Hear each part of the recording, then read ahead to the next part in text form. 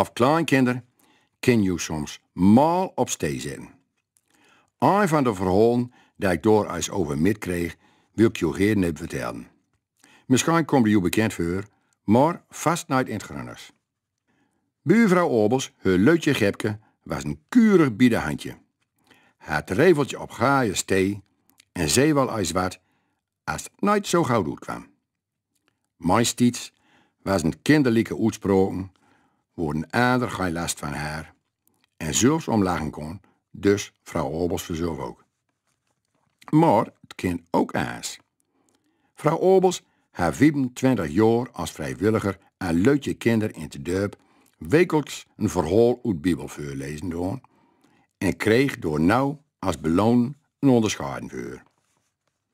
Een lintje met aanhangsel zal haar op woensdagmiddag persoonlijk de vrouw burgemeester bij haar thuis opspeeld worden.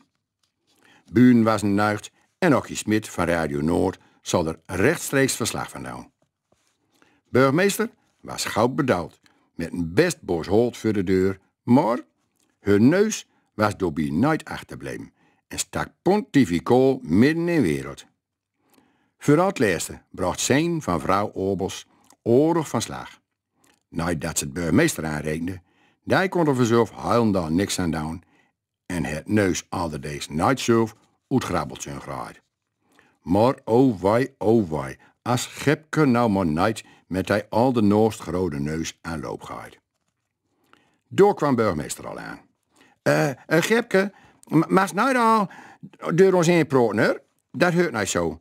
Moest netjes tegen burgemeester praten. Hij ze nog even tegen het leutje zegt. Maar Gepke stond al met open mond door het troon te gloepen.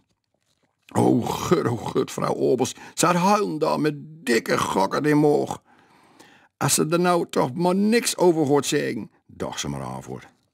Maar het leutje wicht, gedruigt zich met rokel. Keek aangol naar burgemeester, maar zei niks. En als ze wat zeggen wil, praat Moeke er al gauw overheen.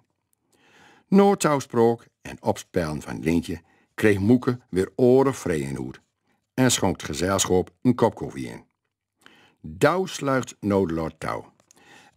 Burgemeester, wil nu ook suiker in neus?